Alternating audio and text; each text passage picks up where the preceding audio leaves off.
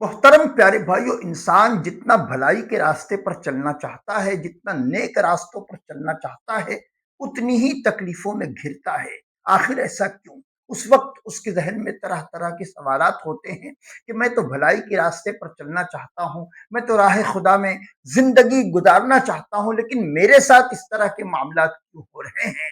آئیے رکن شورا کی زبانی سنتے ہیں کہ اس طرح کے معاملات بندے کے ساتھ کیوں ہوتے ہیں۔ بندہ جس قدر اللہ تبارک و تعالیٰ کی راہ میں لگنا چاہتا ہے، اتنی ہی تکلیفوں سے دوچار ہوتا ہے۔ آئیے رکن شورا کی زبانی سنتے ہیں تاکہ ہماری اصلاح بھی ہو جائے اور اپنے اس نعرے کو اپنے ذہن میں بسا لیں، مجھے اپنی اور ساری دنیا کے لوگوں کی اصلاح کی کوشش کرنی ہے۔ آئیے رکن شورا کو سنتے ہیں۔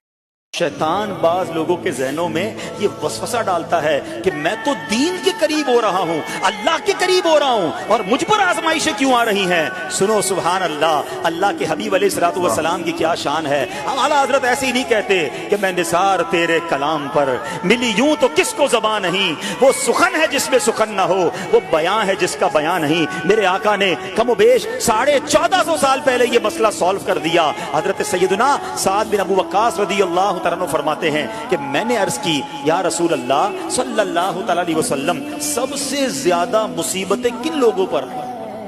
گلی مقاتی نا، پنجابی بچ کہتے ہیں نا، گالی بات ہی ختم کر دی۔ حضور یہ بتائیں سب سے زیادہ مصیبتیں کن لوگوں پر آئیں؟ پیارے آقا نے فرمایا انبیاء پر۔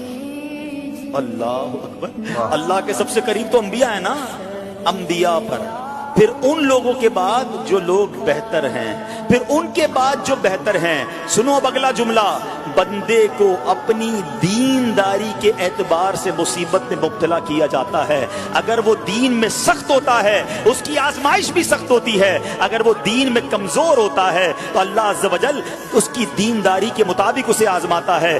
بندہ مصیبت میں مبتلا ہوتا رہتا ہے یہاں تک کہ اس کے دنیا میں ہی اس کے سارے گناہ بخش دیے جاتے ہیں۔